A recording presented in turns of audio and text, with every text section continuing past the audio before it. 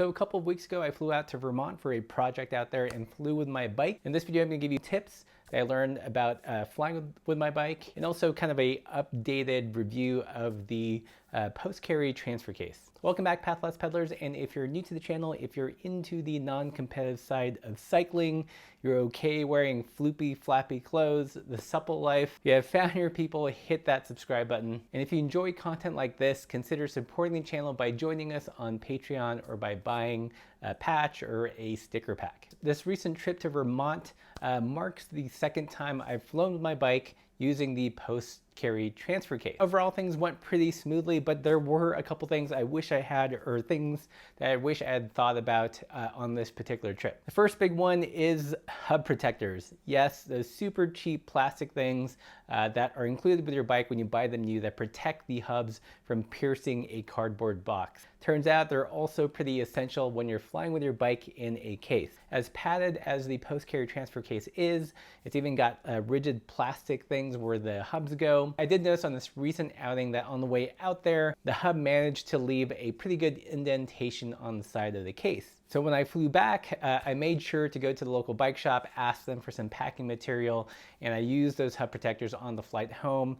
And when I got back, no problems whatsoever. So it's not included with the case or any bike travel case for that matter. But if you do fly with your bike, or I guess even ship, it probably goes without saying, get those hub protectors. They'll protect your box, your case, and your bike. Another thing I wish I had on this trip when I was assembling the bike was a pair of gloves, or at least wet wipes. When I was assembling the bike, it was in less than ideal conditions in the parking lot under the hot sun.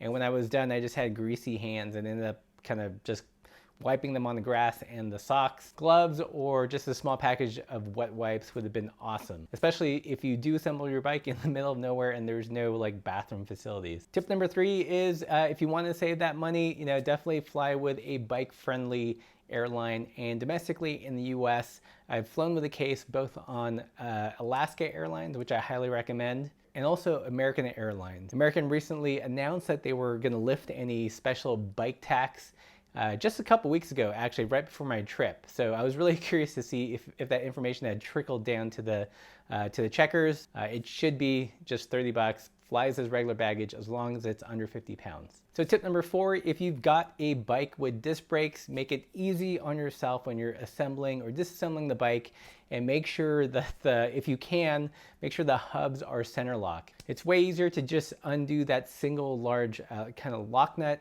than it is to keep track of all the little bolts of a bolt-on disc rotor. Not to mention, there's just a lot of threads. If you're doing it really quickly, there is a possibility of stripping those threads out.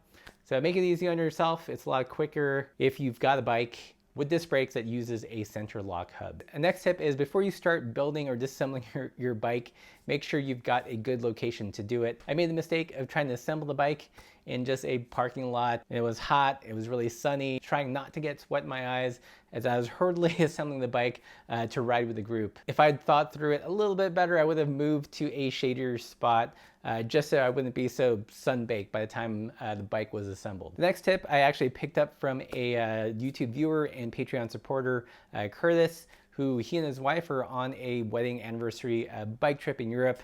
Happy anniversary, guys. But they had the unfortunate incident of the airline losing one of the bikes. It's a total bummer, especially if you're on vacation. But interestingly, he did have the foresight to put one of those tracker tile squares in there, which I think was absolute genius, because he was able to see the exact location of where his bike was, pass that information on to the airline. So instead of second guessing about where your bike is, especially if it's super important to your trip, something like a tile, I believe they cost about 20 to 25 bucks, so not super expensive, but lots of peace of mind. So lastly, what do I think of the post-carry company transfer case after I've used it for a couple of trips? Full disclosure, the one I have been using was sent as a review sample. The short of it is we like it enough that we're gonna purchase another one so we can have two, another one for Laura, and it will be our go-to case. What's awesome about it is that when you're not using it, you can roll it up so it takes up less space. With the clamshell style opening, it's a lot easier to kind of pack things. And also I feel like it gives a reasonable amount of protection. Probably, not as much protection as if it were a fully rigid case, but it does cut down on weight. lets you get under those airline fees. And honestly, even with a rigid case, things can go wrong. You know, someone can open it up at TSA, you know, pack it in there, you know, sideways, and your bike's still broken. So any, you know, traveling with your bike, there's going to be a certain amount of risk. But honestly, for us, I think the post-transfer case is a good enough product that we're going to go buy another one and use it. Great case. Those are my tips. If you guys have a tip that I didn't mention, leave those in the comments below. Would love to see what you guys do collectively. If you guys like this content, consider supporting the channel. And as always, keep the supple side down.